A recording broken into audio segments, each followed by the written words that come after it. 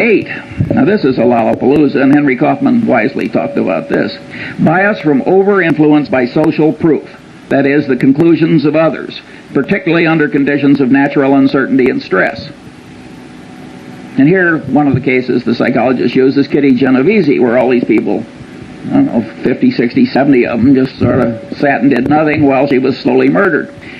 Yeah. Now, one of the explanations is everybody looked at everybody else and nobody else was doing anything, and so there's automatic social proof that the right thing to do is nothing. That's not a good enough explanation for Kitty Genovese, in my judgment. That's only part of it. There are microeconomic ideas in gain-loss ratios and so forth that also come into play. I think time and time again in reality, psychological notions and economic notions interplay. And the man who doesn't understand both is a damn fool. Big shot businessmen get into these waves of social proof. Do you remember some years ago when one oil company bought a fertilizer company? And every other major oil company practically ran out and bought a fertilizer company. And there was no more damn reason for all these oil companies to buy fertilizer companies. But they didn't know exactly what to do, and if Exxon was doing it, it was good enough for Mobil or vice versa. And of course, I think they're all gone now. It was a total disaster. Now let's talk about efficient market theory, a wonderful economic doctrine that had a long vogue in spite of the experience of Berkshire Hathaway. In fact, one of the economists who won, he shared a Nobel Prize. And as he looked at Berkshire Hathaway year after year, which people would throw in his face as saying maybe the market isn't quite as efficient as you think, he said, well, it's a 2 sigma event. And then he said we were a 3 sigma event. And then he said we were a 4 sigma event. And he finally got up to 6 sigmas. Better to add a sigma than change a theory just because the evidence comes in differently. And of course, when this share of a Nobel Prize went into money management himself, he sank like a stone. If you think about the doctrines I've talked about, namely, 1, the power of reinforcement. After all, you do something and the market goes up and you get paid and rewarded and applauded and what have you. You're getting a lot of reinforcement if you make a bet in a market and the market goes with you. Also, there's social proof. I mean, the prices in the market are the ultimate form of social proof, reflecting what other people think. And so the combination is very powerful. Why would you expect general market levels to always be totally efficient, say even in 1973-4 at the pit, or in 1972 or whatever it was when the Nifty 50 were in their heyday? If these psychological notions are correct, you would expect some waves of irrationality, which carry general levels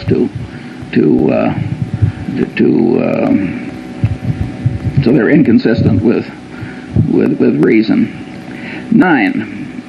What made these economists love the efficient market theory is the math was so elegant. And after all, math was what they'd learned to do. The man with a hammer, every problem tends to look pretty much like a nail. The alternative truth was a little messy.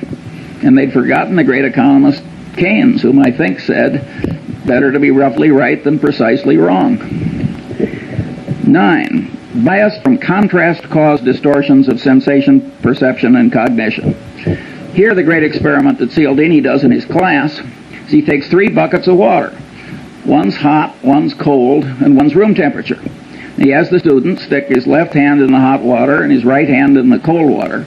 Then he has them remove the hands and put them both in the room temperature bucket. And of course, with both hands in the same bucket of water, one seems hot and the other seems cold, because the sensation apparatus of man is over-influenced by contrast. It has no absolute scale. It's got a contrast scale in it.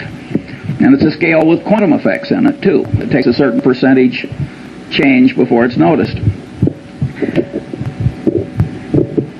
Maybe you've had a magician remove your watch. I certainly have, without your noticing it. It's the same thing. He's taking advantage of your contrast type troubles in your sensory apparatus. But here the great truth is that cognition mimics sensation, and the cognition manipulators mimic the watch removing magician. In other words, people are manipulating you all day long on this contrast phenomenon. Cialdini cites the case of the real estate broker, and you got the rube that's been transferred into your town, and the first thing you do is you take the rube out to two of the most awful overpriced houses you've ever seen. 24 standard causes of human misjudgment. First, under recognition of the power of what psychologists call reinforcement and economists call incentives. Well, you say everybody knows that. Well, I think I've been in the top 5% of my age cohort all my life in understanding the power of incentives, and all my life I've underestimated it. And never a year passes but when I get some surprise that pushes my limit a little farther. So one of my favorite cases about the power of incentives is the Federal Express case, where heart and soul of the integrity of the system is that all the packages have to be shifted rapidly in one central location each night. And the system has no integrity if the whole shift can't be done fast. And Federal Express had one hell of a time getting the thing to work. And they tried moral suasion, they tried everything in the world, and finally somebody got the happy thought that they were paying the night shift by the hour, and that maybe if they paid them by the shift, the system would work better. And lo and behold, that solution worked. Early in the history of Xerox, Joe Wilson, who was then in the government, had to go back to Xerox because he couldn't understand how their better new machine was selling so poorly in relation to their older and inferior machine. Of course, when he got there, he found out that the commission arrangement with the salesman gave a tremendous incentive to the inferior machine. And here at Harvard, in the shadow of B.F. Skinner, there was a man who really was into reinforcement as a powerful thought. And, you know, Skinner has lost his reputation in a lot of places. But if you were to analyze the entire history of experimental science at Harvard, he'd be in the top handful. His experiments were very ingenious, the results were counterintuitive, and they were important. It is not given to experimental science to do better. What gummed up Skinner's reputation is that he developed a case of what I always call man with a hammer syndrome. To the man with a hammer, every problem tends to look pretty much like a nail. And Skinner had one of the more extreme cases in the history of academia, and this syndrome doesn't exempt bright people. It's just a man with a hammer, and Skinner is an extreme example of that. And later, as I go down my list, let's go back and try and figure out why people like Skinner get man with a hammer syndrome. Incidentally, when I was at the Harvard Law School, there was a professor, naturally at Yale, who was derisively discussed at Harvard, and they used to say, "Poor old Blanchard, he thinks declaratory judgments will cure cancer." And that's the way Skinner got. And not only that, he was literary, and he scorned opponents who had any different way of thinking or thought anything else was important. This is not a way to make a lasting reputation if the other people turn out to also be doing something important. My second factor is simple psychological denial. This first really hit me between the eyes when a friend of our family had a super athlete, super student son who flew off a carrier in the North Atlantic and never came back. And his mother, who was a very sane woman, just never believed he was dead. And of course, if you turn on the television, you find the mothers of the most obvious criminals that man could ever diagnose, and they all think their sons are innocent. Simple psychological denial. The reality is too painful to bear, so you just distort it until it's bearable. We all do that to some extent, and it's a common psychological misjudgment that causes terrible problems. Third, incentive-caused bias, both in one's own mind and that of one's trusted advisor, where it creates what economists call agency costs. Here, my early experience was a doctor who sent bushel baskets full of normal gallbladders down to the pathology lab in a leading hospital in Lincoln, Nebraska. 11. Bias from deprival superreaction syndrome, including bias caused by present or threatened scarcity, including threatened removal of something almost possessed but never possessed. Here I took the Munger dog. lovely, harmless dog. The only way to get that dog to bite you was to try and take something out of its mouth after it was already there. And any of you who have tried to do takeaways in labor negotiations will know that the human version of that dog is there in all of us. And I had a predecessor on a little island where I have a house, and his next door neighbor put a little pine tree in that was about 3 feet high, and it turned his 180-degree view of the harbor into 179 3/4. Well, they had a blood feud like the Hatfields and McCoys, and it went on and on and on. And I mean, people are really crazy about minor decrements down, and then if you act on them, you get into reciprocation tendency, because you don't just reciprocate affection, you reciprocate animosity, and the whole thing can escalate. And so, huge insanities can come from just subconsciously overweighing the importance of what you're losing or almost getting and not getting. And the extreme business case here was New Coke. Now, Coca-Cola has the most valuable trademark in the world. We're the major shareholder. I mean, I think we understand that trademark. Coke has armies of brilliant engineers, lawyers, psychologists, advertising executives, and so forth. And they had a trademark on a flavor, and they'd spent the better part of 100 years getting people to believe that trademark had all these intangible values too. And people associated it with a flavor. And so they were going to tell people not that it was improved, because you can't improve a flavor. If a flavor is a matter of taste, I mean, you may improve a detergent or something, but telling you're going to make a major change in a flavor, I mean, so they got this huge deprival super reaction syndrome. Pepsi was within weeks of coming out with Old Coke in a Pepsi bottle, which would have been the biggest fiasco in modern times. Perfect insanity. And by the way, both Goizueta and Keogh are just wonderful about it. I mean, they just joke. I mean, they don't. Keogh always says, I must have been away on vacation. He participated in every single. He's a wonderful guy. And by the way, Goizueta is a wonderful, smart guy, an engineer. Smart people make these terrible boners. How can you not understand deprival super reaction syndrome? But people do not react symmetrically to loss and gain. Now, maybe a great bridge player like Zeckhauser does, but that's a trained response. Ordinary people, subconsciously affected by their inborn tendencies. Bias from envy, jealousy. Well, envy, jealousy made what, 2 out of the 10 commandments? Those of you who have raised siblings, you know about or tried to run a law firm or investment bank or even a faculty. I've heard Warren say a half a dozen times, it's not greed that drives the world, but envy. Here again, you go through the psychology survey courses, and you go to the index, envy, jealousy, 1,000-page book. It's blank. There's some blind spots in academia, but it's an enormously powerful thing, and it operates to a considerable extent on a subconscious level, and anybody who doesn't understand it is taking on defects he shouldn't have. Bias from chemical dependency. Well, we don't have to talk about that. We've all seen so much of it, but it's interesting how it always causes moral breakdown if there's any need, and it always involves massive denial. See, it aggravates what we talked about earlier in the aviator case, the tendency to distort reality so that it's endurable. Bias from misgambling compulsion.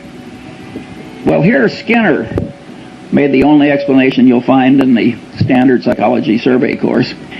He, of course, created a variable reinforcement rate for his pigeons and his mice, and he found that would pound in the behavior better than any other reinforcement pattern. And he says, aha, I've explained why gambling is such a powerful, addictive force in a civilization. I think that is, to a very considerable extent, true. But being Skinner, he seemed to think that was the only explanation. But the truth of the matter is that the devisers of these modern machines and techniques know a lot of things that Skinner didn't know. For instance, a lottery. You have a lottery where you get your number by lot, and then somebody draws a number by lot, it gets lousy play. You get a lottery where people get to pick their number, get big play. Again, it's this consistency and commitment thing. People think that if they've committed to it, it has to be good. And the minute they've picked it themselves, it gets an extra validity. After all, they thought it and they acted on it. By and large, it works terribly. I have never seen a management consultant's report in my long life that didn't end with the following paragraph. What this situation really needs is more management consulting. Never once. I always turn to the last page. Of course, Berkshire Hathaway doesn't hire them, so I only do this on sort of a voyeuristic basis. Sometimes I'm in a non-profit where some idiot hires one.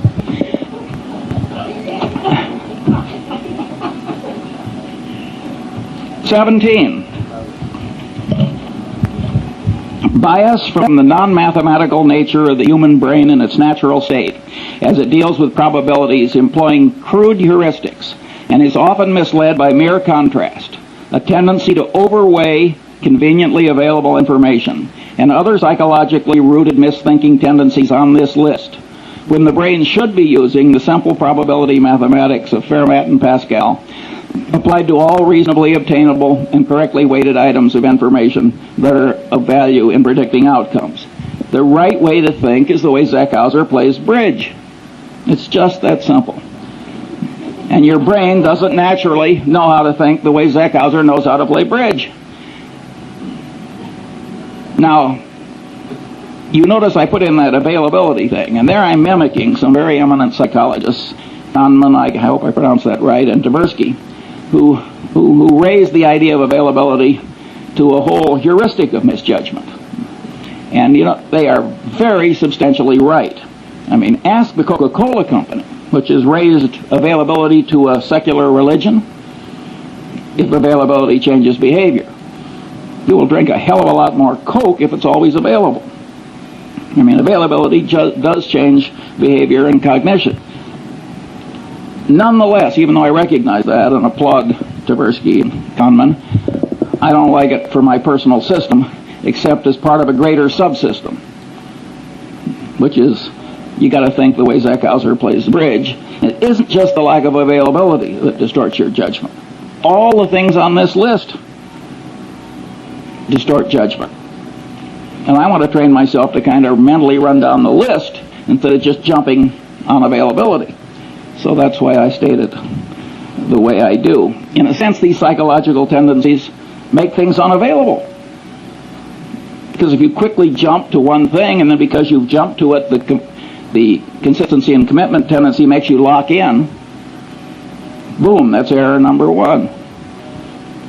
Or if something is very vivid, which I'm going to come to next, that will really pound in. And the reason that the thing that really matters is now unavailable, and what's extra vivid wins, is, I mean, the extra vividness creates the unavailability. So I think it's much better to have a whole list of things that cause you to be less like Zeckhauser than it is just to jump on one factor. Here, I think we should discuss John Gutfriend. This is a very interesting human example which will be taught in every decent professional school for at least a full generation. Gutfriend has a trusted employee, and it comes to light, not through confession, but by accident, that the trusted employee has lied like hell to the government and manipulated the accounting system, and it was really equivalent to forgery. And the man immediately says, "I've never done it before, I'll never do it again, it was an isolated example." And of course it was obvious that he was trying to help the government as well as himself, because he thought the government had been dumb enough to pass a rule that he'd spoken against. And after all, if a government's not going to pay attention to a bond trader at Solomon, what kind of a government can it be? At any rate, and this is a superpower in error-causing psychological tendency. Bias from consistency and commitment tendency, including the tendency to avoid or promptly resolve cognitive dissonance. Includes the self-confirmation tendency of all conclusions, particularly expressed conclusions, and with a special persistence for conclusions that are hard-won. But what I'm saying here is that the human mind is a lot like the human egg. And the human egg has a shut-off device. When one sperm gets in, it shuts down so the next one can't get in. The human mind has a big tendency of the same sort.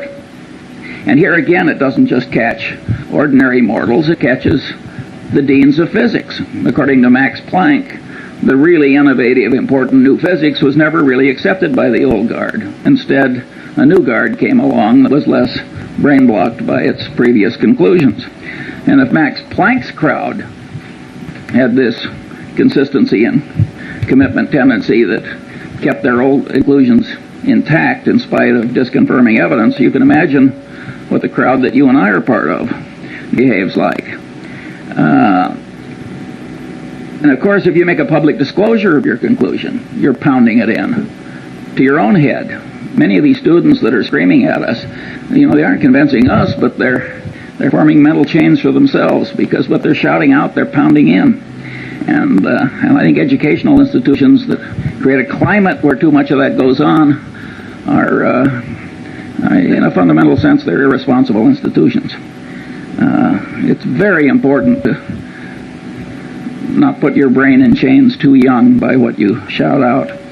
And all these things like painful qualifying and initiation rituals, and all those things pound in your commitments and your ideas. And the Chinese brainwashing system, which was for war prisoners, which was way better than anybody else's, they maneuvered people into making tiny little commitments and declarations, and then they'd slowly build.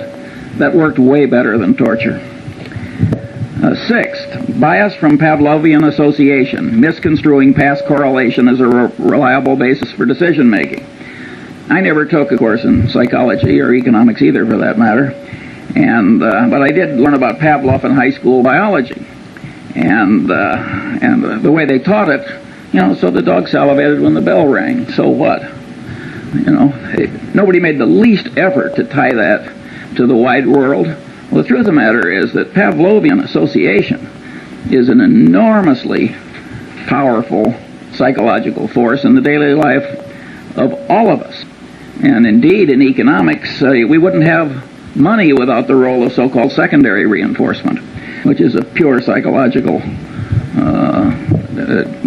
phenomenon demonstrated in the laboratory. Practically, I'd say 3/4 of advertising works on pure Pavlov.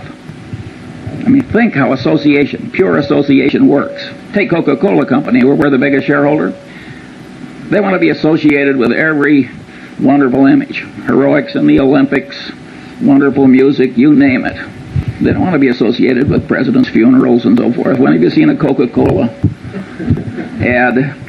And the association really works. And all these psychological tendencies work largely or entirely on a subconscious level, which makes them very insidious. Then you've got Persian messenger syndrome. The Persians really did kill the messenger who brought the bad news. You think that is dead? I mean, you should have seen Bill Paley in his last 20 years. He didn't hear one damn thing he didn't want to hear. People knew that it was bad for the messenger to bring Bill Paley things he didn't want to hear. Well, that means that the leader gets in a cocoon of unreality. It's a great big enterprise, and boy, did he make some dumb decisions in the last 20 years. And no, Persian messenger syndrome is alive and well. When I saw some years ago Arco and Exxon arguing over a few $100 million of ambiguity in their North Slope treaties before a Superior Court judge in Texas with armies of lawyers and experts on each side. Now, this is a Mad Hatter's Tea Party. Two engineering-style companies can't resolve some ambiguity without spending tens of millions of dollars in some Texas Superior Court. In my opinion, what happens is that nobody wants to bring the bad news to the executives up the line.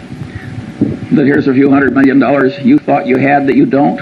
And it's much safer to act like the Persian messenger who goes away to hide rather than bring home the news of the battle lost. Now, the time has come to ask 2 or 3 questions. And this is the most important question in this whole talk. What happens when these standard psychological tendencies combine? What happens when the situation or the artful manipulation of man causes several of these tendencies to operate on a person toward the same end at the same time?